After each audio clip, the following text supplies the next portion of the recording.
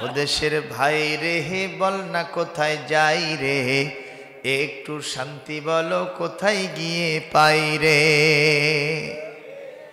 আছে ভাই আছে আছে অনেক কিছুই আছে, বাজারটা গরম আছে যাবেন না গোশতের কাছে। বাজারটা গরম আছে যাবেন না মাছের কাছে। পেঁয়াজের ঝাঁজ আছে মরিচের ঝাল বেড়েছে, বাজারের আগুনেতে পুড়ে হবি সাই রে। ও দেশের ভাই রে বল না কোথায় যাই রে, একটু শান্তি বলো কোথায় গিয়ে পাই রে। এটা কে বলে? জোরে বলেন, কারণ তার সাথে কোরআনের কোনো সম্পর্ক নাই। এই লোক যদি কোনো বিচারকের আসনে বসে, যার হবে ফাঁসি তার মুখে ফুটায় হাসি, আর যার মুখে ফুটবে হাসি তার গলায় দেয়। আছে না নাই? জোরে কোন? এই লোক যদি কৃষক হয়, কোরআনের সাথে যার সম্পর্ক নাই, সে জমিনের আইল ঠেলবে। কথা বলেন, ওখানে ফাঁকি ঝুঁকি দিবে। আর যদি সেই লোক ব্যবসায়ী হয়, খাদ্যের ভিতরে পণ্যের ভিতরে ভেজাল ঢুকবে, ফরমালিন মিশাবে, পুরানো জিনিসকে নতুন বানায়া ক্রেতা সাধারণকে ধোকা দিয়া বোকা বানায়া বিক্রি করবে। এরকম বিক্রেতা আমার দেশে আছে না নাই? এমনি তো আমার দেশে এখন বর্তমান দ্রব্যমূল্য খুবই কম। কম না? বেশি? 650 টাকা কেজি গোশত, ঠিক না বেঠিক? 700, কালোটা 700, মোষ মোষ। ঢাকায় যেয়ে দেখেন 700 টাকা কেজি লাগে গেছে। কথা কন না কেন? ও দেশের ভাই রে হে বল না কোথায় যাই রে, একটু শান্তি বলো কোথায় গিয়ে পাই রে। আছে ভাই আছে আছে অনেক কিছুই আছে, বাজারটা গরম আছে যাবেন না গোশতের কাছে। বাজারটা গরম আছে যাবেন না মাছের কাছে। পেঁয়াজের ঝাঁজ আছে মরিচের ঝাল বেড়েছে, বাজারের আগুনেতে পুড়ে হবি সাই রে। ও দেশের ভাই রে বল না কোথায় যাই রে, একটু শান্তি বলো কোথায় গিয়ে পাই রে। কথা কয় না? আছে না নাই? অস্ত্রের অভাব নাই, আইনের শাসন নাই, আইনের শাসন নাই, অস্ত্রের অভাব নাই। খুন করে ল্যাংড়া বাবু রাতারাতি ছাড়াও পায়। কথা কন? ল্যাংড়া বাবু, মুরগি মিলন, পিচ্চি হান্নান, জিরা সুমন, আমাদের দেশের সোনার ছেলে। কথা কয় না? এগুলো আছে না নাই? খুন করে ল্যাংড়া বাবু রাতারাতি ছাড়াও পায়। বিচারপতির বেতন আছে, বিচারপতির বেতন আছে, বিচার কোথাও নাই রে। ও দেশের ভাই রে বল না কোথায় যাই রে, একটু শান্তি বলো কোথায় গিয়ে পাই রে। এটা শুধু আমি কোনো দলকে, কোনো মতকে, কোনো প্রতিষ্ঠিত সরকারকে বলবো না।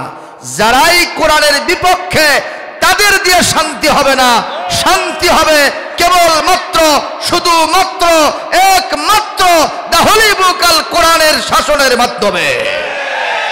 আপনারা যদি রাজি থাকেন দুহাত তুলে আল্লাহকে দেখাও।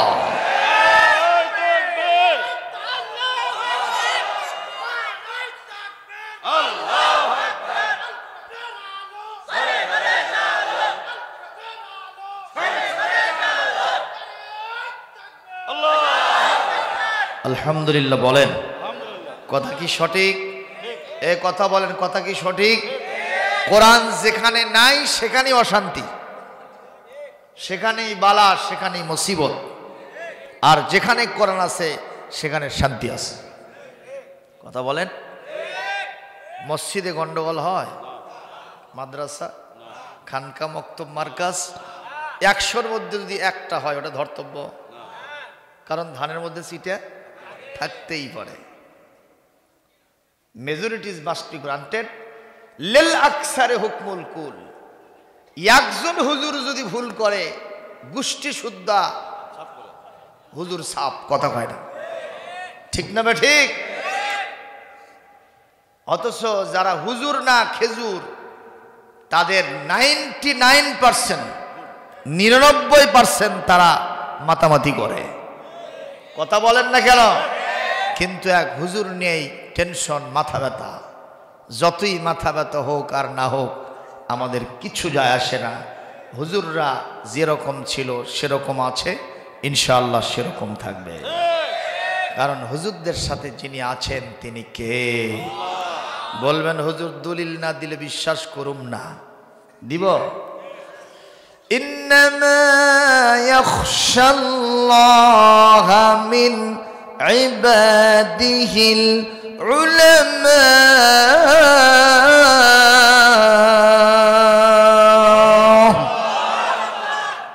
وما يعقلها إلا العالمون।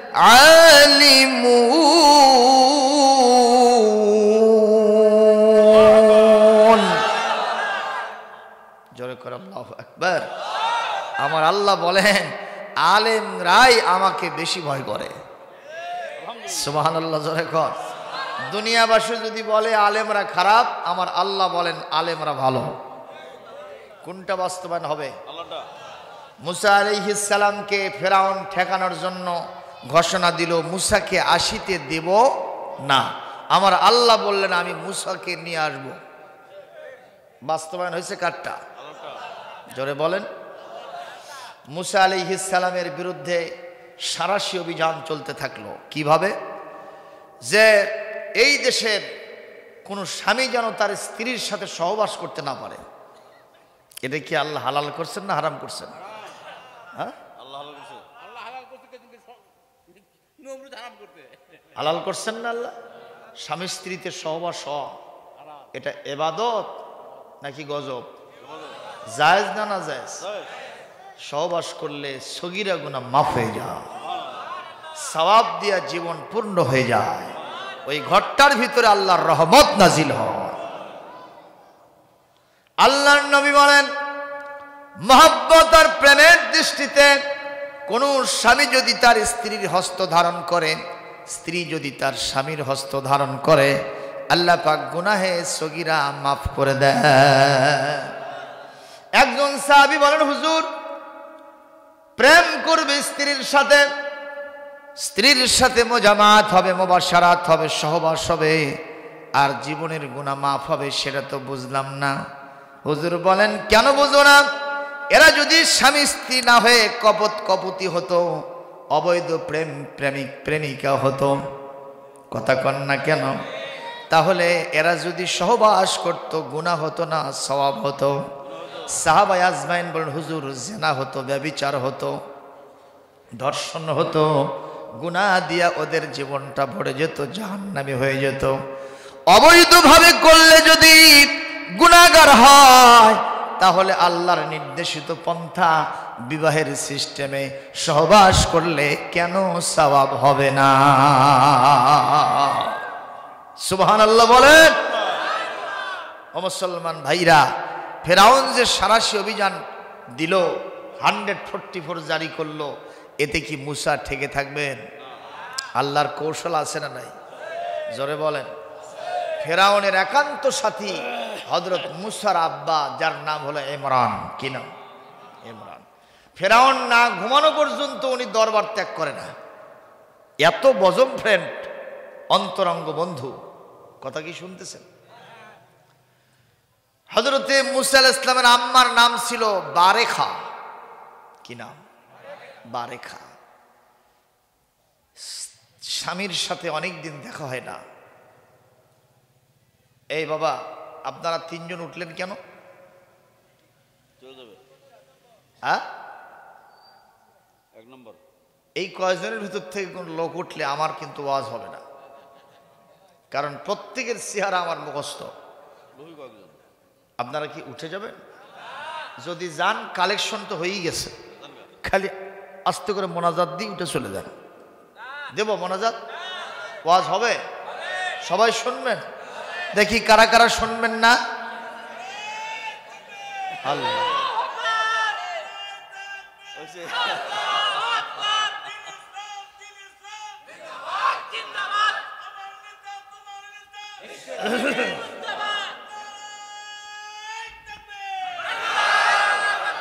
আলহামদুলিল্লাহ বলেন। আমি জিজ্ঞেস করলাম কারা কারা শুনবেন না, দেখি সব হাত উঠছে। এটা কি মানে উল্টা পাল্টা, তাই না? এখন কোন জায়গায় উল্টা পাল্টা হয় না, সব জায়গায় হয়, ঠিক না বে ঠিক? যাই হোক ভাইরা আমার, অনেক দিন মুসা আলাইহিস সালামের আম্মার তার বাবার সাথে দেখা হয় না, স্বামীর সাথে দেখা হয় না। মনের ভিতরে স্বামীর প্রতি আকর্ষণ আছে না নাই? এক রাত্রির গভীরতা যখন নেমে আসলো, আস্তে করে স্বামীর ভালোবাসা এবং মহব্বতে বাড়ি থেকে উনি বের হয়েছেন। দেখেন চতুর্দিকে নিস্তব্ধ নীরবতা। চিন্তা করলেন দিস ইজ দ্য মোমেন্ট, এটাই সুবর্ণ সুযোগ, আমি একটু হাঁটি। যত হাঁটেন শুনশান নীরবতা, কিছু বোঝা যায় না, কেউ নাই। ফেরাউনের দরবারে গেছেন, দেখেন গেটম্যান যারা আছে দারোয়ান, ওরা নাক দেখে ঘুম পাড়তেছে, ঠেলা মেরে ফেলে দিলেও তাও চেতন পাবে না, এরকম অবস্থা। আস্তে করে পার হয়েছে। রাজ দরবারে অন্তত 7টা গেট থাকে, সবগুলো গেট উনি ওই কায়দায় পার হয়ে গেছেন। সুবহানাল্লাহ। যে দেখেন তার স্বামী এখনো ফেরাউনের মাস্টার রুমের ভিতরে, তার আসল কামরার ভিতরে অবস্থান করছে। স্ত্রীকে দেখে উনি 4 হাত পানি লাফায় উঠছে, তুমি এই রাত্রিতে কোথা থেকে আসলে? বলছে আমি আসলাম একটা অস্বাভাবিক কায়দায়, দেখি সবগুলো ঘুমন্ত, নাক দেখি ঘুম পারে, আমি এই সুযোগে আসছি আপনার সাথে দেখা করতে। বলে আমিও তো চাইতেছি তোমাকে পাইতে। সুবহানাল্লাহ। কিতাবে লিখেছেন স্বামী স্ত্রী 2 জন ফেরাউনের রাজ দরবারের ভিতরেই সহবাস হয়ে গেল। আল্লাহ রাব্বুল আলামিন তার আপন কুদরতে হযরত মুসা আলাইহিস সালামকে তার মার রেহেমের ভিতরে ঢুকায়া দিলে। এই কারবার কার? ইন্নাহুম ইয়াকিদুনা কাইদাও ওয়া আকিদু কাইদা। আরো জোরে কোন আল্লাহু আকবার। ওয়া মা রামাইতা ইয রামাইতা ওয়ালাকিন্নাল্লাহা রামা। আরো জোরে বলেন ইন্নাল্লাহা আলা কুল্লি শাইইন কাদির ফাআলুল লিমা ইউরিদ। যা ইচ্ছা তাই যিনি করতে পারেন, আওয়াজ দিয়ে বলুন তার নামটা কি? কেউ যেটা দেখেন না সেটা দেখেন কে? কেউ যেটা পারেন না সেটা পারেন কে? কেউ যেটা দেন না সেটা দেয় কে? সেই আল্লাহ হযরত মুসা আলাইহিস সালামকে তার মায়ের পেটের ভিতরে ঢুকায় দিয়েছেন। ফেরাউনের 14 গোষ্ঠী টের পায় নাই। সন্তান পেটের ভিতরে বড় হয়, ফেরাউনের ডাইরেক্ট নির্দেশনা, যদি কোনো পুত্র সন্তান আমার দেশে জন্মগ্রহণ করে তাকে ধরে আনবা, আমার নিজের হাতে তরবারি দিয়া জমিন থেকে আমি কেটে কেটে বিদায় করে দিব। কথা কি শুনতেছেন ভাইরা আমার? হযরত মুসা আলাইহিস সালামের আব্বা খুবই চিন্তিত, আমার স্ত্রী গর্ভবতী, কি যে সন্তান হয়। এক পর্যায়ে দেখা গেল পৃথিবীতে যিনি আসলেন পয়গম্বরী চেহারা নিয়া, তার নাম মুসা কালিমুল্লাহ। সন্তান যখন এসেছেন, পিতা রাজ দরবার থেকে বাড়িতে গেছেন, যাওয়ার পরে দেখতেছেন মায়ের কোলে পয়গম্বরী ফুলের পাপড়ির মতো নাদুস নদুস চেহারা হযরত মুসার। আপনারা জবাব দিবেন, নবীদের চেহারা ভালো হয় না খারাপ হয়? আরো জোরে কোন, ভালো হয় না খারাপ হয়? আলেমদের চেহারা ভালো হয় না খারাপ হয়? আলেমেরা হয়তো কালো হতে পারে, কিন্তু আলেমের চেহারা দিয়ে একটা নূর বের হয়, যেটা আমার আল্লাহ ছাড়া, নবীরা ছাড়া, ভালো ভালো মানুষ ছাড়া এটা কেউ বুঝতে পারবে না। আর যাদের চেহারা সাদা কিন্তু জীবনে কোনোদিন কোরআন সুন্নাহ ভিত্তিক আমল করে না, আল্লাহ রসুল পরকাল বোঝে না, ওদের চেহারার ভিতর দিয়ে একটা পচা পচা ভাব বের হয়। কারণ বিড়ি খাতে খাতে ঠোঁটগুলো কালো করে ফেলছে। কথা কন না কেন? আমাদের দেশে এরকম কেটুখোর খুব একটা নাই। এই কেটুখোর আছে? থাকবে না কেন? যে সাইনবোর্ড লাগাছে কেটু, যে টানে সেই জানে। বাবা আছে না নাই? আপনাদের এলাকায় অবশ্য নাই। কে ধূমপান স্বাস্থ্যের জন্য মহা উপকার। রংপুরে গিয়ে ওয়াজ করা হলো হারাগাছা, খবরদার আপনারা কেউ বিড়ি খাবেন না বাবারা, এই যুব সম্প্রদায় বিড়ি খাবে না, ধূমপান করবে না, smoking is very bad for health. এটা বললাম। এক ছেলে লাফায় উঠে বলছে, হুজুর বিড়ির বিরুদ্ধে ওয়াজ এ এলাকায় চলবে না। What is cause? কি কারণ? কজে বিড়ির ডিপু তো এটি। আরেকজন বলতেছে, হুজুর বাস্তবতার নিরিখে বিড়ির 3টে উপকার আছে, বিড়ি খাইলে 3টে উপকার হয়। বললাম দেখি বলো তো কি কি? কয় 1 নম্বর, যে বিড়ি খাবে ও জীবনে বুড়ো হলে মরবে না। তাহলে কখন মরবে? বিরাট উপকার, তাই না? 2 নম্বর, যে বিড়ি খাবে জীবনে আর পকেট ছিঁড়বে না। 3 নম্বর, যে বিড়ি খাবে আর হুপিং কাশি, রাতের বেলায় বাড়িতে চোর ডাকাত ঢুকিবে না। আজ থেকে কি এই কারণে শুরু করবেন? খবরদার, এইটা যদি করেন কষ্টকাঠিন্য হবে, লাঞ্চটা পচে যাবে, আপনার হৃদরোগ বেড়ে যাবে। যেরকম ঠিক না বে ঠিক? ও মুসলমান, বিশ্বনবীর ইরশাদ হয়েছে এরকম ভাবে, এটা হলো মাকরুহে তাহরিমি আকরাব ইলাল হারাম, হারামের নিকটবর্তী কাজ, যার মাধ্যমে ক্ষতি হয়। ইসলাম সেটাকে কখনো না জায়েজ বলতে পারে না। ওই জাতীয় লোকেরা যেখানে যায় ওরা সব এক দল হয়। আমি 18 সালে হজে গেলাম, যে দেখি ওরা সব যেখানে যায় খালি এক জায়গায় হয়। আমরা বললাম যে খবরদার আপনারা কোনো সময় বিড়ি খাবেন না। কয় হুজুর আপনাদের সে বড় হুজুর এরা, আমরা দেখতেছি পাইপ লেগে খাচ্ছে ওরা, সুতরাং আপনাদের ওয়াজ আমরা মানতে রাজি নাই। কি কথা বলেন না কেন? এই লোকদের একটা ব্যাড হ্যাবিট। একদিন আমাকে একজন বলতেছে, হুজুর একটু আগুন দেন তো। চিন্তা করেন। তাই আমি বললাম, আমি আগুন দেব মানে কি করেন আপনি? করছে হুজুর বুঝিনি বারে, আমি মনে করছে আপনি আমার দলের লোক। আল মারউ ইয়াকিসু আলা নাফসিহি, প্রত্যেকটা মানুষ নিজের উপরে অন্যকে অনুমান করে, ঠিক না ভাই? ভাইরা আমার, এত সুন্দর চেহারা হযরত মুসার, সুবহানাল্লাহ কোন? এই চেহারা কে দিয়েছেন?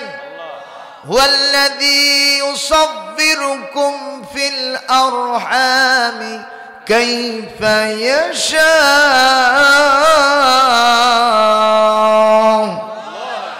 ওয়া হুয়াল আজিজুল হাকীম।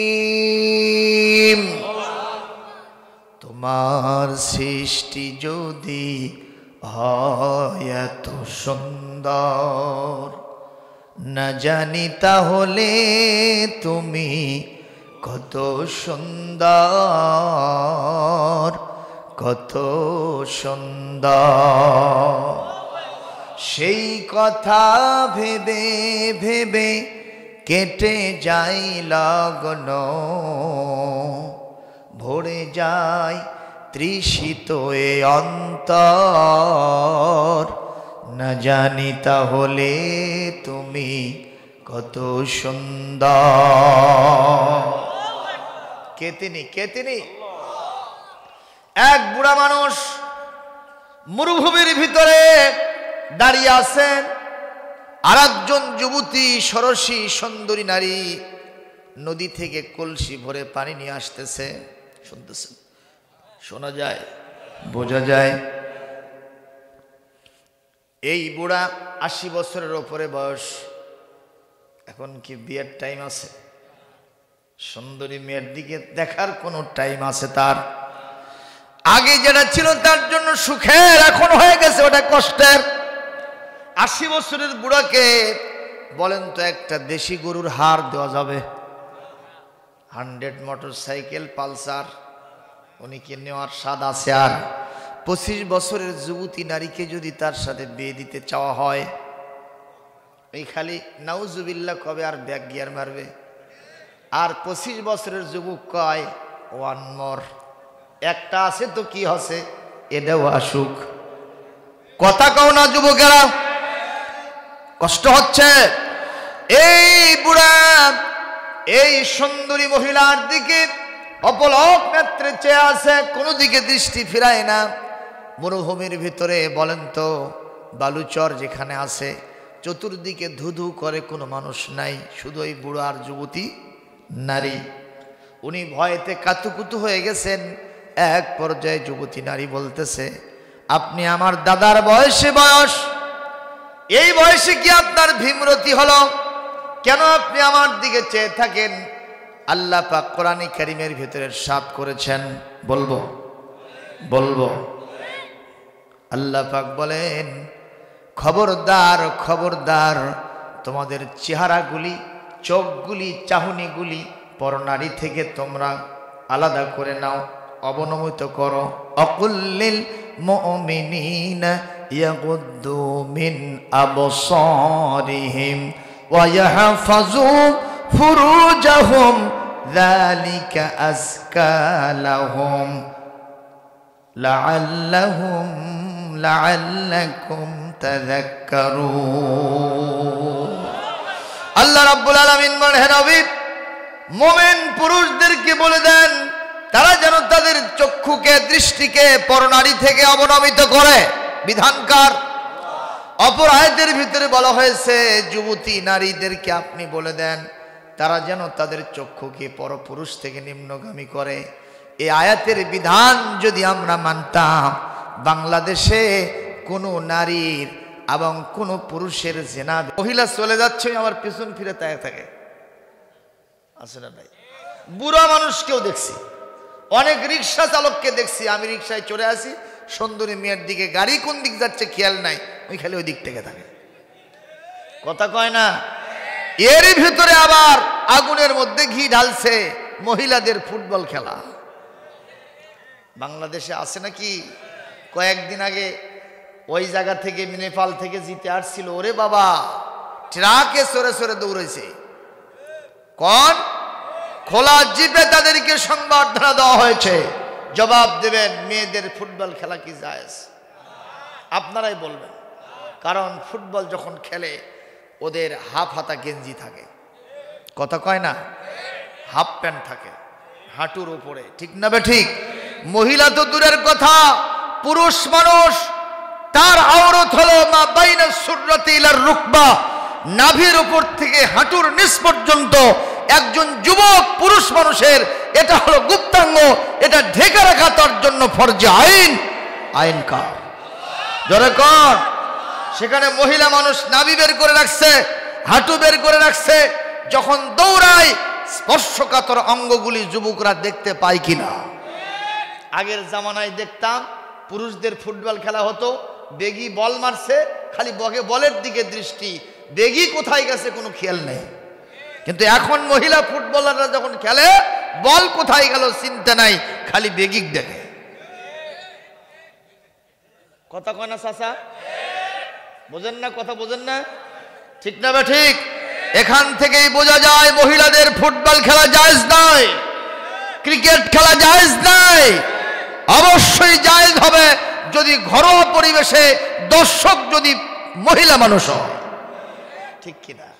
প্রিন্ট ইলেকট্রনিক মিডিয়া এটা সরে দেওয়া কখনো জায়েজ হবে না, পেপার পত্রিকায় দেওয়া জায়েজ হবে না। আমার আল্লাহ হারাম করেছেন। জোরে বলুন কথা ঠিক না ঠিক? সম্মানিত উপস্থিতি, যেই দিন ফুটবলাররা আসলো আমরা তখন বসতে কানলাম যে আল্লাহ, এত সংবর্ধনা হচ্ছে, বাংলাদেশে উলিয়া উলিয়ার দেশ, আলেম ওলামার দেশ, মসজিদ মাদ্রাসার দেশ, সেই দেশে মহিলা ফুটবলারদেরকে এত সংবর্ধনা, এর কাউন্টারে কিছু দেখায় দাও আল্লাহ। তারপরের দিনেই আমাদের বাংলাদেশের গর্ব, 18 কোটি মানুষের হৃদয়ের স্পন্দন, বিশ্ববিজয়ী হাফেজ সালেহ আহমদ তাকরিম কোরআন তেলাওয়াত করে বিশ্ববিজয়ের বেশে বাংলাদেশের এয়ারপোর্টে যখন আসছে, হাজার হাজার আলেমরা গভীর রাত্রে তাকে সংবর্ধনা দিয়েছে। এতে আমাদের মর্যাদা বাড়ছে না কমছে? আমরা যারা ছোট হয়েছিলাম, আল্লাহ আমাদেরকে কোরআন দিয়ে বড় বানাই দিয়েছে। সুবহানাল্লাহ, জোরে কর। এখন নারীরা পুরুষদের দিকে তাকায়, পুরুষেরাও নারীর দিকে তাকায়। আপনারা বলবেন হুজুর এত ওয়াজ করলেন তা বন্ধ হয় না কে? বলবো কারণটা। বিড়ালের সামনে শুটকির পাতিল। কার সামনে? বিড়াল আবার শুটকির খুব ভক্ত, কিন্তু ঢাকনা নাই। মালিক বলতেছে যদি এখান থেকে শুটকি একটা খাস তোকে 10 বছর জেল দেবো রে। এই মনে মনে বলতেছে স্যার একটু সরে যান, 10 বছর জেল এটা ব্যাপার না, আপনি সরেন, বিসমিল্লাহ করো, টাইম নেই। কথা কন না? এ মুসলমান কথা বলে। নারীদেরকে ব্যাপারটাই ছেড়ে দিয়া ধর্ষণ বিরোধী যত আইন পাস করা হোক, এই আইন দিয়ে ধর্ষণ বন্ধ করা যাবে না, যাবে না, যাবে না। আল্লাহ পাক বলেন অকরনা ফি বুয়ুতিকুন্না ওয়ালা তাবাররাজনা তাবাররুজাল জাহিলিয়াতিল উলা। এ নারীরা জাহালতের যুগের নারীদের মতো উলঙ্গপনা বেহায়াপনা করে অর্ধলঙ্গিনী হয়ে রাস্তাঘাটে, অফিসে, আদালতে, হাটে বাজারে, মার্কেটে গিয়ে ঘুরে বেড়ায়ও না। তোমরা পর্দার সাথে বাড়িতে অবস্থান করো। যদি ডাক্তারখানায় যাওয়ার দরকার হয় পর্দার সাথে যাও। যদি বাড়িতে পুরুষ মানুষ না থাকে মার্কেট করাও যদি লাগে হেজাব পরে যাও, হাতে পায়ে মোজা দিয়ে যাও। তোমার নেকআপটাও সুন্দর করে মুখমণ্ডল ঢেকে নাও। যদি তোমার পরিবারে আর্নিং মেম্বার কেউ না থাকে, উপার্জনক্ষম কোনো পুরুষ মানুষ না থাকে, তাহলে যদি তোমাকে সম্পদ, টাকা পয়সা কামাই করতেই হয়, তুমি ব্যবসাটাও করতে পারবা। ইসলাম তোমার পর্দার শর্ত দিয়েছে। সুতরাং আজকে এই মাহফিল থেকে, আমি তো কোরআনের প্রবক্তা, আমরা কোরআনের সংসদ সদস্য। সুবহানাল্লাহ কর। আমরা দাবি জানাবো অনতি বিলম্বে বাংলাদেশে পর্দার বিধান সংসদে পাশ করতে হবে। আপনারা কি আমার সাথে একমত? দেখি কারা কারা। লিল্লাহে কোরআন আছে যেখানে, আলেম ওলামা যেখানে, শয়তান বলতে লাগছে, সমস্যা নাই তো না? আমরা শয়তানের সাথে নাই, আমরা কোরআনের সাথে আছি। এই কোরআন একটা বাতি। এই কোরআন কি? মুরব্বীরা বলবেন, যুবকরা বলো কোরআনটা কি? কদ জাআকুম মিনাল্লাহি নূরুন ওয়া কিতাবুম মুবিন। সুবহানাল্লাহ। সব কথা বলেন। সূরা মায়েদা 15 নম্বর আয়াত। আল্লাহ বলেন, হে রাসূল, হে ঈমানদারগণ, তোমাদের কাছে তোমাদের রবের পক্ষ থেকে একটা আলো এসেছে এবং স্পষ্ট কিতাব এসেছে। আওয়াজ দিয়ে বলুন তার নামটা কি? এটা যদি আলো হয়, বাতি হয়। আমরা আগে দেখছি বাতির সলতায় আগুন দেওয়া হয়েছে, ল্যাম্প বাতি, তাই না? ওই ইলেকট্রিসিটি কারেন্ট যখন ছিল না, রাতের বেলায় ভাত খাওয়া হবে, মাঝখানে বাতিটা রাখা হয়েছে, চতুর্দিকে গোল হয়ে বসা হয়েছে। চাচা কথা কন না, তাই না বাবা? কিন্তু দেখা যাচ্ছে বাতিটা নিচে থাকার কারণে সবার পাতে পাতে আলো যাচ্ছে না। তখন বাতিটা একটা জিনিসের উপরে রাখা হতো। ওই জিনিসের নাম কি? আমাদের ওই এলাকায় কয় গসা। আপনাদের এলাকায় কি? গসা। এই গসার উপরে যখন বাতি রাখা হয়েছে, সবার পাতে পাতে আলো চলে গেছে। কোরআন যদি বাতি হয়, তাহলে কোরআনেরও একটা গসা আছে। সেই গসার নাম বুদ্ধি করে কবেন কি? দেখেছেন? রেল রেল রেল মানে কি ট্রেন? ওটা না, কোরআনের গোসার নাম হলো জাতীয় সংসদ। কথা কয় না? প্রত্যেকের বাড়িতে তাকের মধ্যে কোরআন আছে, শোকেজে আছে, ওয়ার্ড্রোবের উপরে আছে, বুক সেলফের ভিতরে আছে, পড়ার টেবিলে আছে, কিন্তু সেই কোরআনের আলোটা সব ঘরে ঘরে যায় না কেন? একটাই মাত্র কারণ, গোসার উপরে দিতে হবে। সব ঘরে ঘরে কোরআন পৌঁছে দিবেন কে? কথা কি বোঝা গেল মুসলমান? আল্লাহ পাক তৌফিক দান করুন, বলি আমিন। ভাইরা আমার, ওই বুড়ার কথা মনে আছে? কার দিকে তাকায় আছে? যুবতী নারীর দিকে তাকায় আছে। নারী ভয়ে কাতুকুতু হয়ে গেছে, আর বলতেছে, আপনি আমার দাদার বয়সের বয়স, কোন হিসেবে আপনি আমার দিকে ভাবে চেয়ে আছেন? আপনার তো একটু শরম হওয়া উচিত। উনি বলতেছে, রে যুবতী ষোড়শী নারী, এ পরমা সুন্দরী নারী, বয়স আমার 80 বছরের উপর। এই বয়সে আমার ভিতরে আর যৌন স্পৃহা নাই নাই, তারপরেও আমি তোমার আপাত মস্তক দেখতেছি কেন?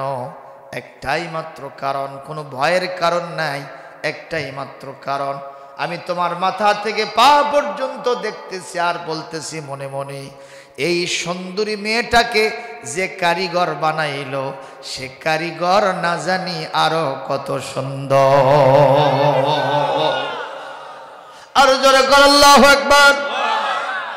যে মানুষ মানুষের বেদনায় কেঁদেছিলেন আজীবন মদিনায়, সেই মানুষ যদি হয় এত সুন্দর, না জানি তাহলে তুমি কত সুন্দর, কত সুন্দর। কে রে বাবা, একটা মারহাবা দিতে পারলা না? আরো জোরে হয় না? মমতাজ ম্যাডাম একটা গান গাইলে 500,000-এর করকরা নোট পায়ের নিচে পড়ে। কথা কয় না? সারা রাত হা করে থাকে, মশা কোন দিক দিয়ে ঢোকে বাড়ায় টের পায় না। ঠিক না বে ঠিক? আর কোরআনের নামে, আল্লাহর নামে গান গায়, একটা মারহাবাও পাই না রে। এই জাতির জন্য দুর্ভোগ আছে না নাই? একটু জোরে বলে মারহাবা, আরো জোরে মারহাবা। সবাই বলেন মারহাবা, আরো জোরে মারহাবা। লিল্লাহে তাকবীর, লিল্লাহে তাকবীর। আল কোরআনের আলো সারা দুনিয়ায় জালো, কোরআন সুন্নাহ যেখানে, কোরআন সুন্নাহর আলো। নারে তাকবীর। রাজপথে যখন দোয়া যায় না, কামদা এটি সারে নিলাম, আলহামদুলিল্লাহ। কষ্ট পেলেন? মুসা আলাইহিস সালাম মায়ের কোলে, মনে আছে না? কার কোলে?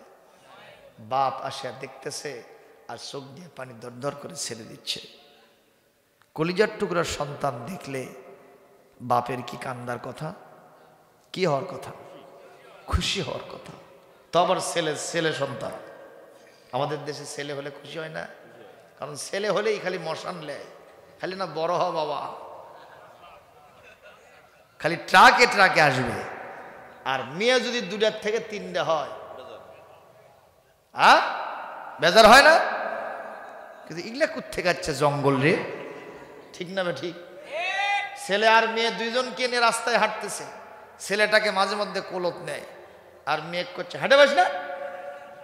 কথা কন আছে না নাই?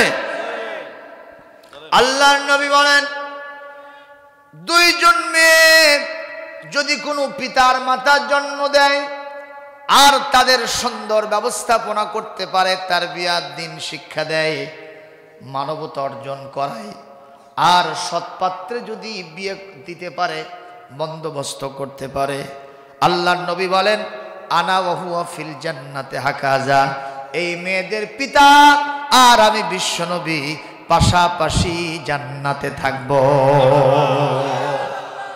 জোরে বলেন আলহামদুলিল্লাহ। বাইরে আমার হযরত মুসার আব্বা দু চোখের পানি ছেড়ে দিয়ে কাঁদতেছেন। স্ত্রী এই দৃশ্য দেখে বলতেছেন, প্রাণের স্বামী, এত সুন্দর সন্তান, ফুলের পাপড়ির মতো চেহারা, আপনি তাকে দেখে কেন কান্না করেন? আপনি কি বেজার হয়েছেন? আল্লাহু আকবার। হযরত মুসার আব্বা বলতেছেন, ও বারেখা, একবারও ভাববা না আমি তাকে দেখে বেজার হয়েছি। আমার ভিতরে এক অজানা চিন্তা, আমি এখনই তো ফেরাউনের দরবার থেকে আসলাম। ফেরাউন সিদ্ধান্ত নিয়েছে আর তার বাহিনীগুলোকে সরায় দিয়েছে, যেখানেই পুত্র সন্তান দেখবে ধরে নিয়ে গিয়ে তার হাতে দিতে হবে, আর তার হাতে থাকা অস্ত্র দিয়া কেটে কেটে জনমের মতো টুকরো টুকরো করে ফেলবে।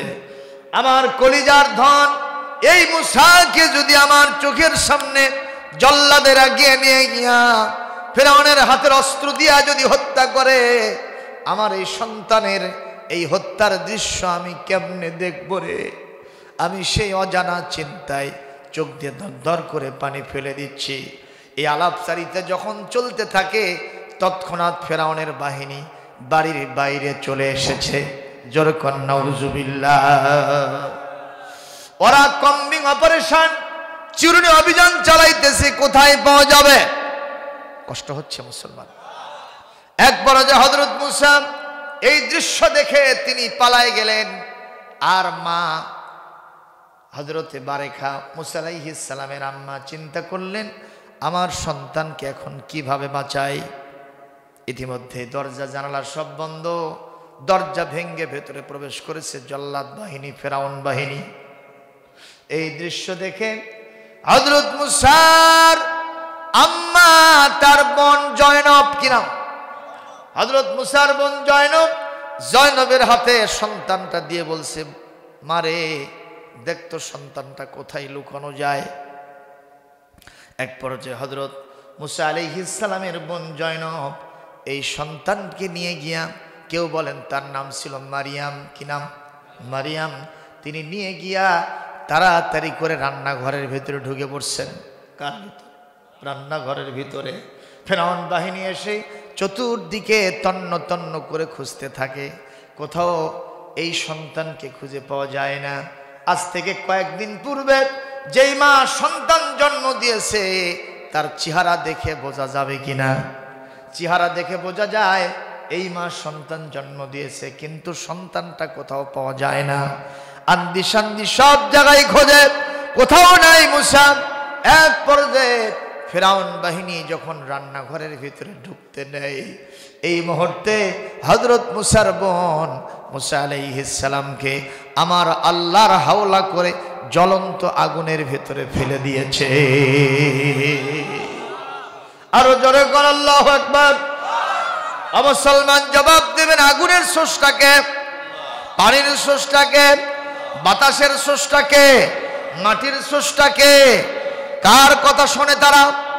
আরো জোরে বলেন, আফারাআইতুমুন নারাল্লাতী তুরুন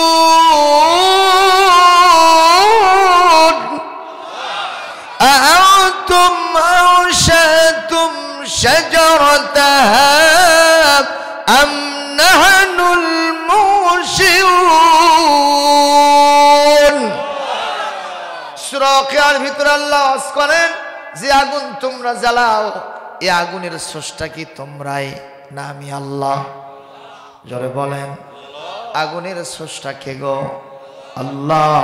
বলেন তো এই মুহূর্তে আগুনের কি ক্ষমতা আছে হযরত মুসাকে জ্বালানো? ও ইব্রাহিম আলাইহিস সালামকে তার পিতা সুদ্দা কাফের বেদিনরা, নমরুদ বাহিনী, তাকেও কার মধ্যে ফেলে দিয়েছিল? আল্লাহ পাক বলেছিলেন, কুলনা ইয়া নারু কুনি বারদাও ওয়া সালামান আলা ইব্রাহিম। আল্লাহ আল্লাহ জপ মন জপো আল্লাহ আল্লাহ। একটু বলা যায় না এ ভাই, বলা যায় না? একটু বলেন তো দেখি। আল্লাহ আল্লাহ জপো মন, জপো আল্লাহ আল্লাহ। যে নাম জপে আদম পেলেন ভুলের মাফি, ইব্রাহিমের অগ্নিকুণ্ডে ও নাম ছিল কাফি। ওই নাম জপে আয়ব নবীর যায় যে সকল ভালা। আল্লাহ আল্লাহ জপ মন, জপো আল্লাহ আল্লাহ। জোরে আল্লাহ আল্লাহ জপ মন। ঈসা নবীর আকাশে যেতে যে নাম ছিল মুখে, তুর পাহাড়ে মুসা নবীর ও নাম ছিল বুকে। ওই নাম জপে নুহের তরি পার হয় উর্মি মালা। আল্লাহ আল্লাহ জপ মন, জপো আল্লাহ আল্লাহ। জোরে আল্লাহ আল্লাহ জপ মন, জপো আল্লাহ আল্লাহ। জীবন হবে ফুলে ফলে নূরে উজালা। আল্লাহ আল্লাহ জপ মন, জপো আল্লাহ আল্লাহ। বলেন আলহামদুলিল্লাহ। আল্লাহর নাম জপলে শান্তি লাগে না?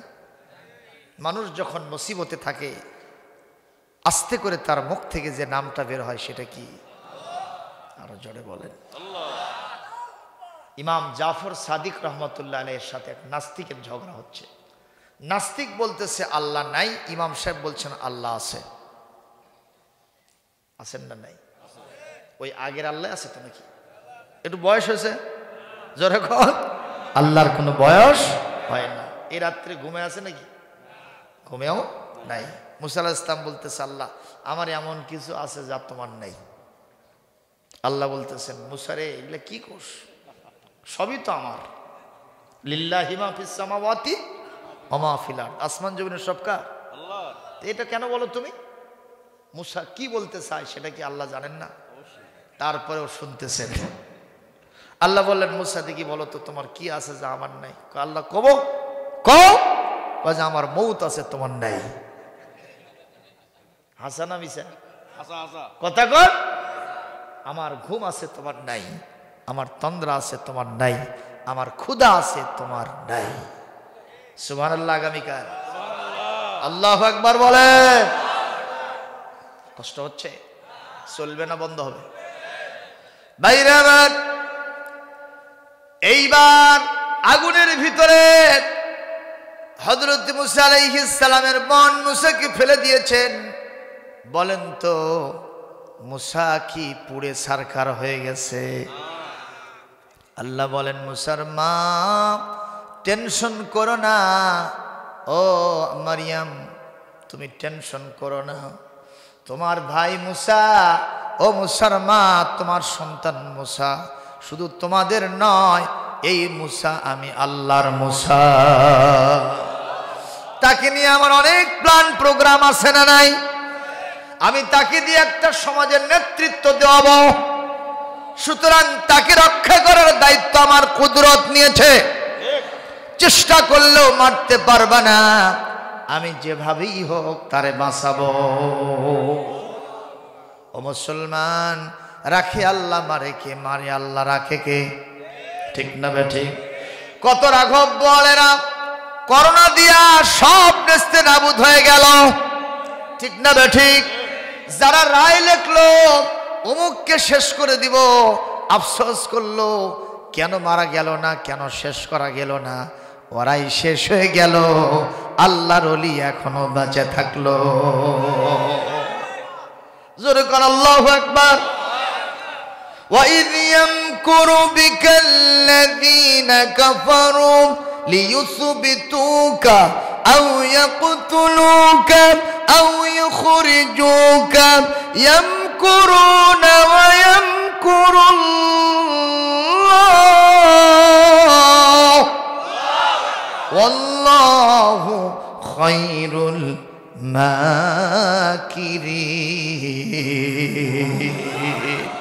আরো জোরে করে আল্লাহু আকবার। আল্লাহ রাব্বুল আলামিন বলেন, যতই ষড়যন্ত্র যে কেউ করুক না কেন আমার দ্বীনের বিরুদ্ধে, নবীদের বিরুদ্ধে, কোরআন সুন্নাহর বিরুদ্ধে কোনো ষড়যন্ত্র কাজে লাগবে না। সকল ষড়যন্ত্রকে বানচাল করার জন্য যা করা দরকার আমি আল্লাহর সেটা রয়েছে। সুবহানাল্লাহ বলবেন না? সুবহানাল্লাহ বলবেন না? ওরা চতুর্দিকে হন্যে খুঁজলো, রান্নাঘরেও সন্তান পেল না, কারণ আগুন দাউ দাউ করে জ্বলতেছে, আর আগুনের মধ্যে কি মানুষ থাকে? ওরা কয়ে তাড়াতাড়ি ভাগ, এটা মনে হয় পাচার করছে। বার হয়ে চলে গেল। আল্লাহর রহমতে হযরত মুসা বেঁচে গেলেন। সে আল্লাহ এখনো আছেন না নাই? তার ক্ষমতাকে বিশ্বাস করেন কিনা? আন্নাল কুওয়াতা লিল্লাহি জামিআ, সকল ক্ষমতার উৎস কে? অবশ্যই জনগণ ক্ষমতার উৎস নয়। এটা সম্পূর্ণ কোরআনের সাথে সাংঘর্ষিক কথা, আল্লাহর সাথে শিরক হয়ে যাবে। বলেন জনগণ ক্ষমতার উৎস? কে ক্ষমতার উৎস? কোরআনে কারীম সূরাতুল বাকারা 165 নম্বর আয়াত, আপনি বাড়িতে গিয়ে দেখবেন। চ্যালেঞ্জ, ওভার চ্যালেঞ্জ, অগ্নি চ্যালেঞ্জ। সকল ক্ষমতার আধার কে? সেই কোরআনে কারীম থেকে একটু তেলাওয়াত দিয়েছি, সামান্য আলোচনা করে শেষ করব।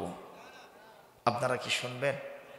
একটু জিকির করেন, সুবহানাল্লাহ, আলহামদুলিল্লাহ, লা ইলাহা,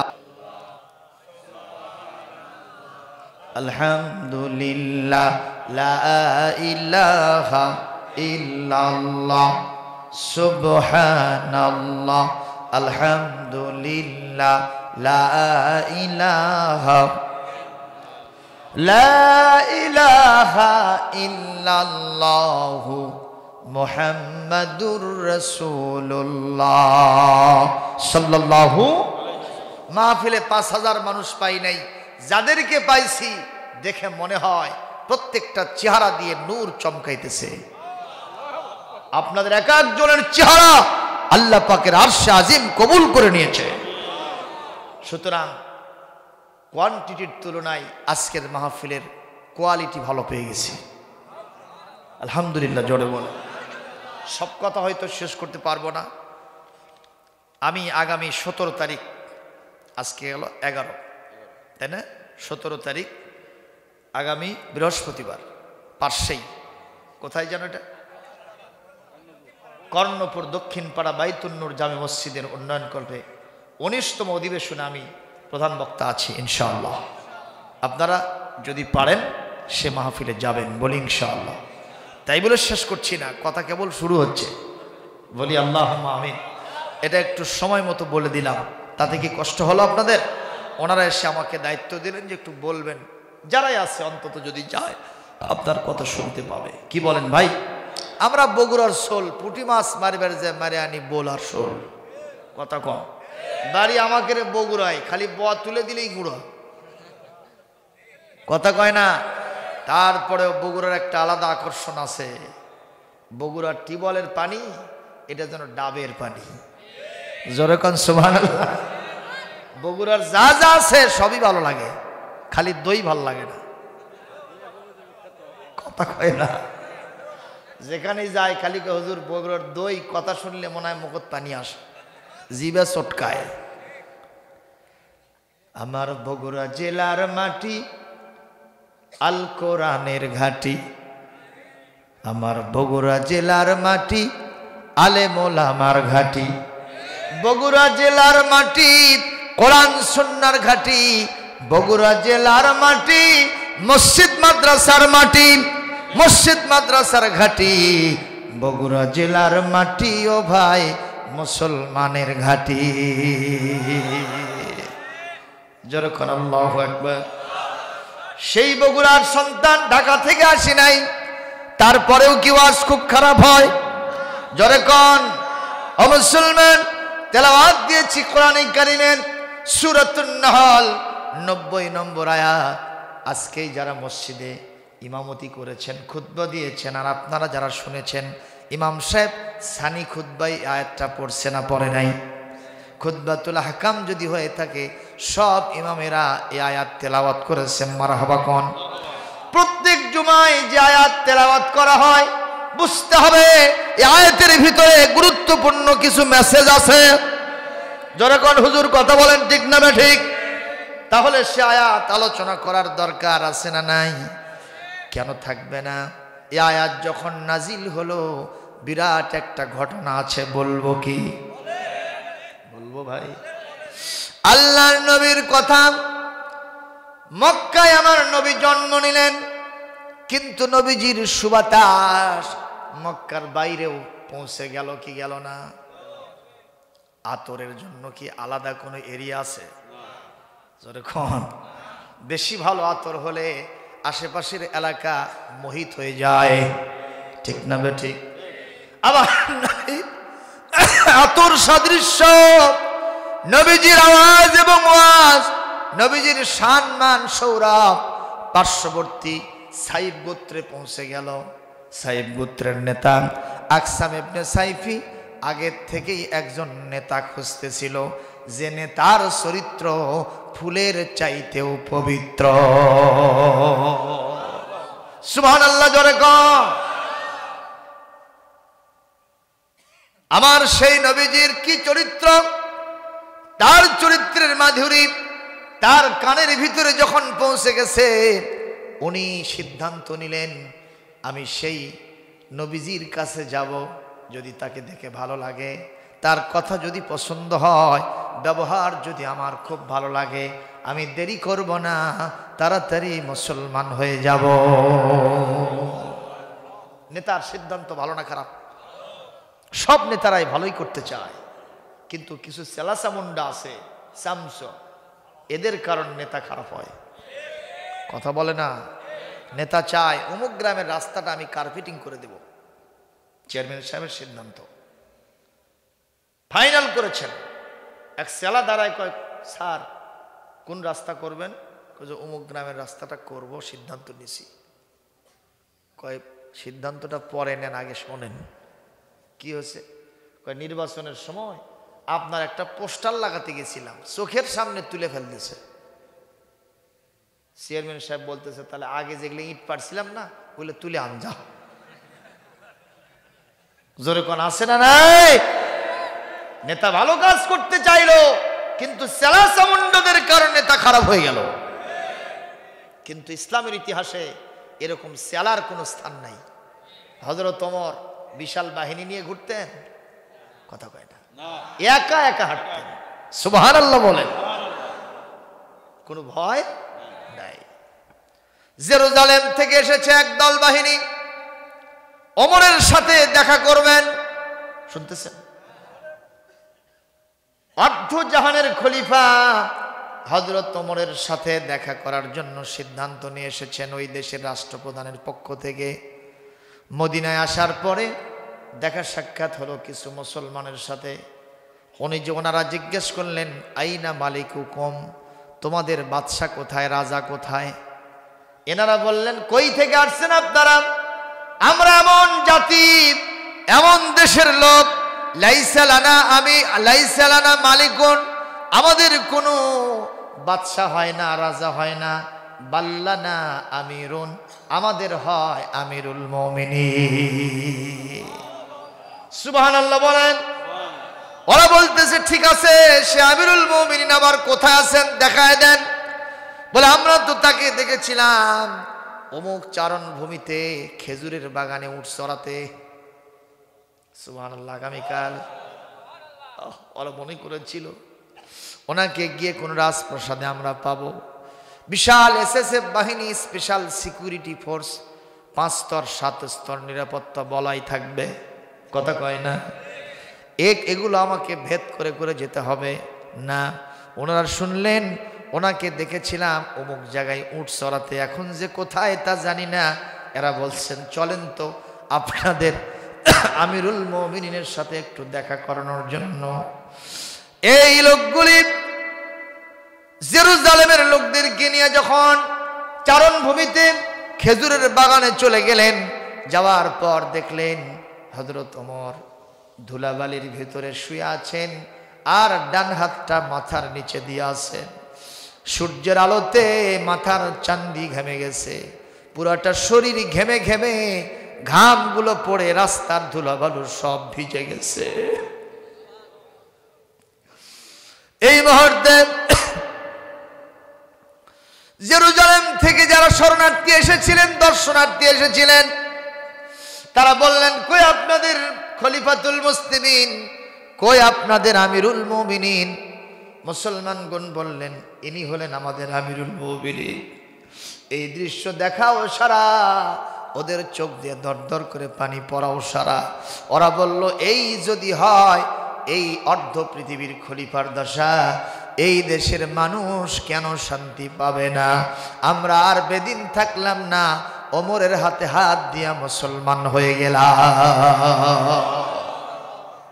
দাও খোদা দাও আবার আমায় ওমর দারাজ দিল, দাও আলীর মতো বীর সেনানী, আলীর মতো বীর সেনানী, জাগাতে নিখিল, দাও খোদা দাও আবার আমায় ওমর দারাজ দিল। হামজাকে দাও ঘরে ঘরে জীবন দিতে অকাতরে, আমার কাবা ভাঙতে এলে, আবার কাবা ভাঙতে এলে, পাঠাও আবাবিল, দাও খোদা দাও আবার আমায় ওমর দারাজ দিল। জোরে বলি আল্লাহুম্মা আমিন। আল্লাহর নবী বলেছেন, আমার পরে কোনো নবী হবে না, কিন্তু এই কথা নবীজি বলেন নাই, আমার পরে কিয়ামত পর্যন্ত ওমরের মতো মুসলমান আর আসবে না। এরকম একটা সম্ভাবনা আছে না নাই? চেষ্টা চলতেছে, যদিও বর্তমানে আমরা না পাবো, এই চেষ্টার শেষ সময় হবে ইমাম মাহদী আলাইহিস সালাম। তার নেতৃত্বে ইসলামী আন্দোলন সফলতা লাভ করবে, গোটা বিশ্বব্যাপী কালেমার পতাকা পথ করে উঠতে থাকবে। জোরে বলুন ঠিক না ঠিক?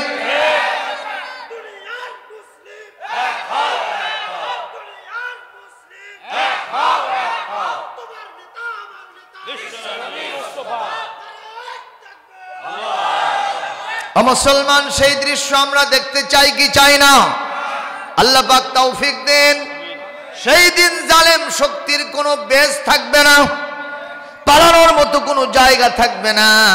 সেই দিন মুসলমানদের রাজত্ব কায়েম করে দিবেন কে? আল্লাহ তৌফিক দান করুন। ভাইরা আমার, একবার যায় এই সাইব গোত্রের নেতা আকসাম বিরাট একটা মিটিং দিয়েছেন। সেই মিটিংয়ে তিনি প্রস্তাব করলেন, নবী মুহাম্মাদের চরিত্র আমার কাছে খুব ভালো লাগছে, আমি লোকমুখে শুনেছি, তাতেই সিদ্ধান্ত নিয়েছি আমি তার কাছে যাব। ওরা বলতেছে, নেতা আপনি হলেন মাতা, কথা কন, আর মাতা মানে ছাতা, আপনি যদি চলে যান আমাদের আর কি থাকলো? আপনার যাওয়ার দরকার নাই। বলে, কি করবা? আপনার পক্ষ থেকে 2 জন প্রতিনিধি পাঠাবো। কয়জন? 2 জন প্রতিনিধি পাঠাবো। এই 2 জন ওখানে যাবে, তার সাথে মহাবারা করবে, ডায়লগ করবে, সংলাপ করবে, তার চরিত্র অবজার্ভ করবে, তার সবকিছু দেখভাল করে এসে যদি ভালো রিপোর্ট দেয়, শুধু আপনি একা কেন, প্রয়োজনে আমরা সবাই সদল বলে গিয়া মুসলমান হয়ে যাব। উনি বললেন, আমার আর সহ্য হচ্ছে না, তাড়াতাড়ি 2 জন পাঠাও। আল্লাহ যার জন্য কপাল ভালো রাখেন, যার জন্য দ্বীন শরীয়ত পছন্দ করেন, হেদায়েত পছন্দ করেন, তার নসিব ভালো না খারাপ? শুধু টকবক করতে থাকে কোন সময় দ্বীনের রাস্তায় আসবে। ঠিক না ঠিক? ভাইরা আমার, এক পর্যায়ে সাইব গোত্রের 2 জন লোক মক্কার ভিতরে ঢুকবে, যেখানেই যায় সেখানেই বাধা আছে না নাই? একদল বলে কই যাবা, আর একটু তাউরিয়া করলো, ভান করলো, আগের থেকেই জানে মুহাম্মাদের কথা বললে ওখানে যাইতে দেবে না। কথা কর, কারণ মহান্না মুহাম্মদ হলো ম্যাগনেটিক চরিত্রের লোক, তার ভিতরে চুম্বক আছে, জোরে কোন ঠিক কিনা? চুম্বকের ধর্ম হলো আশেপাশে যদি লোহা মার্কা কেউ থাকে চটাস করে এসে লেগে যাবে, জোরে কোন ঠিক না ঠিক? এই জন্য এই দুইজন বলল আমরা আসছি কাবা তওয়াফ করতে। কি কাবা তওয়াফ করতে? ওরা বলল শুধু কাবা তওয়াফ করবা, আর কোথাও যেন যায় না। বলে আবার কি আছে? ওরাই প্রকাশ করে দিচ্ছে, সুবহানাল্লাহ। বলে আর একটা পাগলা আছে, যেই পাগলের নাম মুহাম্মদ, ওর কাছে গেলে তোমাদের কেউ পাগলামিতে ধরবে। তোরা যাস না ও পাগলের কাছে রে, পাগলের কাছে গেলে পারে, পাগলের কাছে গেলে পরে পাগল হবি রে। তোরা যাস না ও পাগলের কাছে রে। ও এরকম আছে না নাই? যেরকম আছে না নাই মুসলমান? এই জন্য ওরা বলল পাগলের কাছে যাওয়া যাবে না। এনারা বললেন পাগলের কাছে কেন যাব? আমরা তো পাগল হতে আসি নাই। কথা বলেন, আমরা শুধু কাবা তওয়াফ করব। আস্তে করে ছেড়ে দিল। আর এক বাহিনী একই কথা বলে কাবা তওয়াফ করবা, কিন্তু মুহাম্মদ নামক পাগলের কাছে যাইবা না। একবার লাস্ট এন্ড ফাইনালি একজন বলল, আর এক দল বলল খবরদার, শুধু কাবা তওয়াফ করব, মুহাম্মাদের নামক পাগল গণক কবি জাদুকরের কাছে যাওয়া যাবে না। এই কথা বলাও সারা, ওদের ভেতরটা ধোলাই হওয়াও সারা। ওনারা বলতেছেন যে লোককে এতদিন কোনোদিন দেখি নাই, সেই লোকটা সম্পর্কে এত ভাজি আমাদেরকে কেন দাও? কথা কন। নিষিদ্ধ জিনিসের প্রতি মানুষের আকর্ষণ বেশি না কম? আরবিতে বলে আল ইনসানু হারিসুন ফিমা মুনিয়া, যেই জিনিসের প্রতি মানুষের নিষিদ্ধ ভাব আছে, নিষেধাজ্ঞা আছে, তার প্রতি মানুষের আকর্ষণ বেশি না কম? একটা হাটের ভিতরে লক্ষ লক্ষ মানুষ আছে, একটা ঘর, সেই ঘরের ভিতরে কিচ্ছু নেই, একটা লোককে নিয়ে যায় ধাক্কে ঘরের মধ্যে ঢুকে দিয়া জানলা দরজা বন্ধ করে দেন, সব মানুষ যে খালি ওটি উকি ঝুঁকি মারে। লোকেরা যতই কয়ে ওটি যাস না, আর আরো বেশি যায়।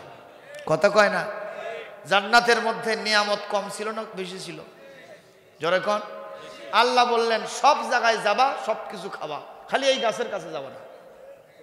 শয়তান এসে কি করলো যে ওডে আসল, ওটি যাও, ওটি গেলে ওই গাছের ফল খাইলে জান্নাত থেকে কেউ বার করতে পারবে না।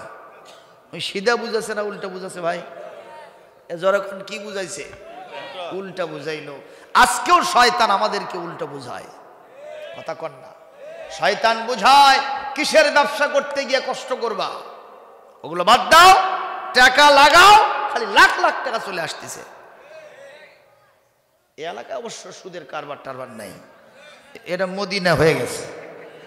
আছে শয়তান বুঝাচ্ছে, দেখো না অমুকে সুদ খায়া একেবারে রাতারাতি আঙ্গুল ফুলে কলা গাছ। কথা কন। তুমি এরকম এখনো আসো মিয়া, শুরু করে দাও। সিধা বুঝায় না উল্টা বুঝায়? আল্লাহ বলছেন ইয়ামহাকুল্লাহুর রিবা ওয়া ইউরবিস সাদাকাত, ব্যবসাকে আমি বাড়ায় দেই আর সুদকে আমি ধ্বংস করে দেই। তাহলে আল্লাহর কথার সাথে সম্পূর্ণ উল্টা কাম করলো। বলেন নাউযুবিল্লাহ। আদম আলাইহিস সালাম আর হাওয়াকে ওই গাছের কাছে নিয়ে গিয়ে ছাড়ছে, ঠিক না? এই দুইজনের চিন্তা যে আমরা যার সাথে দেখা করিনি তার ব্যাপারে এত কথা। পাগল তো জীবনে অনেক দেখছি। কথা কন। আমরা তার কথা শুনবো না, একটু পাগলটা কেমন তার না দেখেও দম নেব না। সুবহানাল্লাহ। খবর আছে না নাই? ওরা এমন ভাবে দাবি জানাইছে, সাথে লোক নিয়োগ করে দিয়েছে, এই এরা যাবে ঠিক, কিন্তু কানের ভেতর থেকে যেন আঙ্গুল বার করতে না পারে, মানে নবীর কথা শুনতে দেবে না। আলেম ওলামার কথা যেন এই জাতির ভিতরে সম্প্রচার না হয়, এই জন্য একটা গ্রুপ সব সময় চেষ্টায় আছে না নাই? কথা বলেন। সব কিছু ঠিক মতো চলবে, কোরআনের মাহফিলের ইন্তজাম করলেই কয় পারমিশন ছাড়া হবে না। আছে না নাই? আছে। আবার আলহামদুলিল্লাহ গতবার বাধা পাইছিলাম, এবার এখনো বাধা হয় নাই, তবে উঁকি ঝুঁকি চলতেছে, মনে হয় হবে। কারণ আজকে আমার একটা প্রোগ্রাম ক্যান্সেল হলো লক্ষ্মীপুর জেলায়। আগামী 20শে ডিসেম্বর প্রোগ্রাম ছিল, 5 দিন ব্যাপী তাফসীর মাহফিল। আজকেই কামিল মাদ্রাসার প্রিন্সিপাল হায়দারগঞ্জ, সেখানকার রায়পুর উপজেলা লক্ষ্মীপুর, প্রিন্সিপাল সাহেব বললেন আমরা প্রশাসনিক বাধা পাচ্ছি, সম্ভবত মাহফিল করা যাবে না। এগুলো অশনি সংকেত না? কাজেই আমরা চাই, কোরআন তো আসলে কোনো দলের না, কথা কয় না। কোরআনের আসল কথা কইলেই কয় যে জামাত ইসলাম করে রে, বোঝা গেছে জামাতের বক্তা। আসলে কি তাই? কথা কন না কেন? কোরআনের আসল কথা বলতে গেলে অমুক তমুক, অমুক দলের, অমুক জঙ্গিবাদ, অমুক আছে না নাই বলেন? এইসব কথাগুলি আছে না নাই? এগুলো আসলে বলা যাবে না। আমরা কোরআনের কথা ওপেন সিক্রেট, হুদাল্লিল আলামিন, বিশ্বে যারাই বাস করে তাদের জন্যই কোরআন নাজিল করেছেন কে? সুতরাং আওয়ামী লীগ হোক, বিএনপি হোক, জাসদ হোক, জাতীয় পার্টি হোক, বাসদ হোক, ইসলামী আন্দোলন হোক, পীর মাশায়েখ হোক, আলিয়া মাদ্রাসা হোক, কওমি মাদ্রাসা হোক, তাবলীগ জামাত হোক, যিনি যেখানে আছেন না কেন সকলের জন্য আল কোরআনের বিধান নাজিল করেছেন কে? সুতরাং এই কোরআন আমাদের সকলের জন্য। কোরআনের কথা বলতে যেন আমরা কেউ বাধা না দেই, বলি আল্লাহুম্মা আমিন। ওরা বলল কানের ভিতরে কি দেওয়া লাগবে? লোক দেওয়া লাগবে, আঙ্গুল।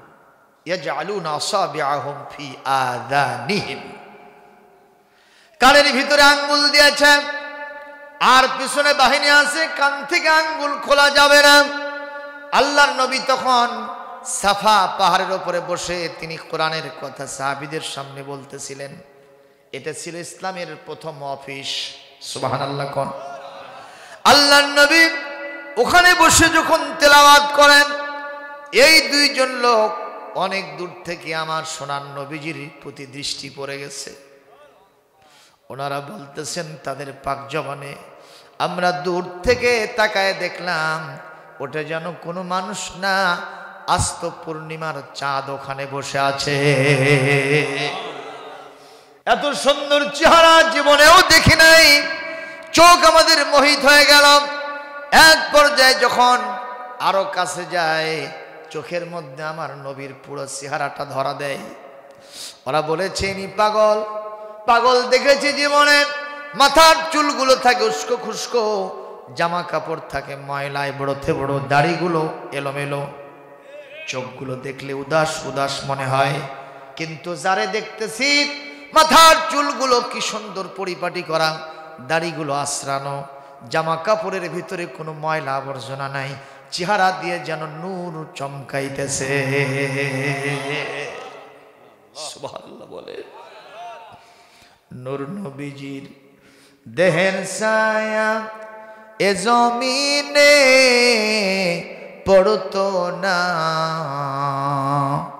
পশু পাখি সালাম দিত, সাপ বিচ্ছুতে কাটতো না।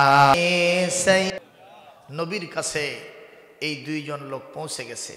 ওনারা বললেন জীবনে পাগল দেখেছি, এনার ভিতরে পাগলামি নাই, ইনি আর যাই হোক তাই হোক, ইনি পাগল না। সুবহানাল্লাহ। আর যেই লোক পাগল না তার কথা শুনতে আমাদের বাধা কোথায়? আল্লাহর নবীর তেলাওয়াত, কান থেকে কোন মুহূর্তে তাদের আঙ্গুল বের হয়ে গেছে টের পায় নাই। তেলাওয়াত কানের ভিতর দিয়ে ঢুকছে, মগজ ধোলাই করছে, কলিজা আকর্ষণ করছে।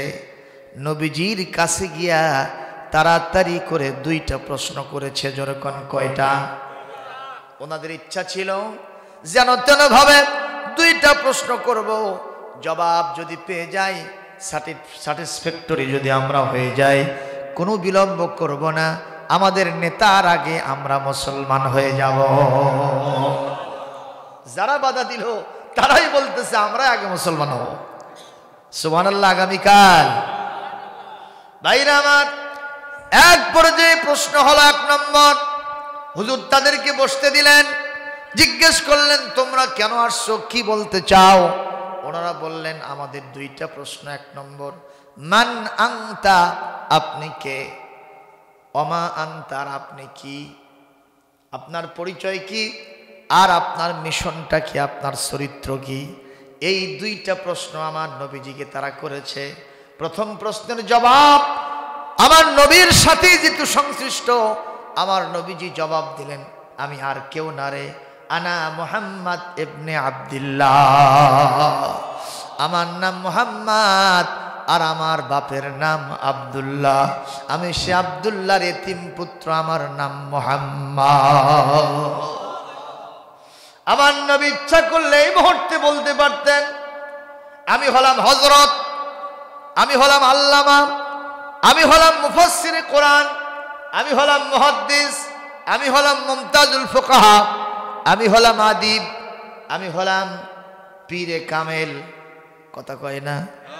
আমি সকল খলিফার খেলাফত প্রাপ্ত, তরিকায় খেলাফত প্রাপ্ত, আমি ডক্টর, আমি হলাম পিএইচডি হোল্ডার, এমফিল হোল্ডার, আমি কবি, আমি সাহিত্যিক, আমি একজন বড় বিজ্ঞানী, আমি ডাক্তার। বলেন তো আমার নবী কি এতগুলো ডেজিগনেশন দিয়েছে? নবীজি বলেছেন, আমার নাম মুহাম্মদ আর আমার বাপের নাম আব্দুল্লাহ।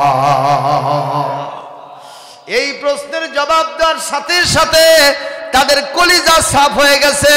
ইনি যদি নবী না হতেন অবশ্যই তার নামের সাথে ডেজিগনেশন থাকতো, অথচ এত লেজিস্লেটিভ পাওয়ার যার, এত সম্মান মর্যাদা যার, বিশ্ব নবী যিনি, কোনো কিছু বললেন না, শুধু নিজের নাম আর বাপের নাম বললেন।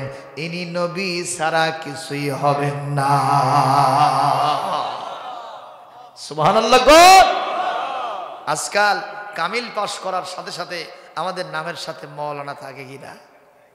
কথা কয় না? আলেমে হাব্বা হাক্কানি, আরেফে রব্বানি, কুকিল কণ্ঠী আছে না নাই? কুতুবে রব্বানি, সারা গায়ে চুলকনি আছে, খালি কুতকুতনি, জোরে কোন আছে না নাই? এগুলো আমার নবীজি একটাও দেন নাই, শুধু বলেছেন আমি মুহাম্মদ আর বাপ আব্দুল্লাহ। সুবহানাল্লাহ। আগামীকাল আরো জোরে বলেন। এরা প্রথম প্রশ্নের জবাবে সন্তুষ্ট। দ্বিতীয় প্রশ্ন ছিল অমা আনতা, হোয়াট ইজ ইউর মিশন? আপনার মিশনটা কি? What is your character? আপনার চরিত্র কি? আল্লাহর নবী নিজের চরিত্রের কথা কি নিজে বলবেন? আমাদের দেশে এরকম আছে না, জনদরদি, গরিবের বন্ধু, কথা এরকম আমরা লিখি না? আমরা এইসব লিখি। এই বাবা আস্তে কথা কন, কথা বলেন, আছে না নাই? কিন্তু নবীজি এইসব বলেন নাই। নবীজি বলছেন আমার চরিত্রের কথা আমি বলবো কেন? যিনি আমাকে নবী করে পাঠাইছেন, দেখি উনি কি কয়। উনি মাথা উত্তোলন করেছেন আকাশের দিকে। গ্রেট মেসেঞ্জার সাইয়্যিদুল মালাইকা রূহুল আমিন জিবরাইল আলাইহিস সালাম শাঁ করে নাজিল হয়ে গেছেন। আমার নবীজিকে বলছেন, নবীজি আপনার চরিত্র কি সেটা আপনি কেন বললেন? আপনি কেন বলবেন? বলার দরকার নাই। আপনাকে যিনি নবী করেছেন, তামাম বিশ্বের যিনি প্রতিপালক, সে আল্লাহ সূরা নহলের 90 নম্বর আয়াত নাজিল করে আপনার চরিত্রকে সুন্দর এবং সবচেয়ে ফুলের চাইতে পবিত্র ঘোষণা করেছে। আমার নবী তার জীবনে চরিত্র লালন করতেন মোটামুটি প্রধান 3টা চরিত্র। জোরে কোন কয়টা? ইন্নাল্লাহা ইয়ামুরু বিল আদল, আল্লাহ পাক নির্দেশ দেন ন্যায় বিচার করার। তার মানে আমি দুনিয়াতে বেইনসাফি করি না। নিজের দলের লোক হলেও, নিজের ছেলে হলে, মেয়ে হলেও যদি প্রমাণ হয়, আমি শাস্তি দিতে কুণ্ঠাবোধ করব না। সুবহানাল্লাহ বলেন।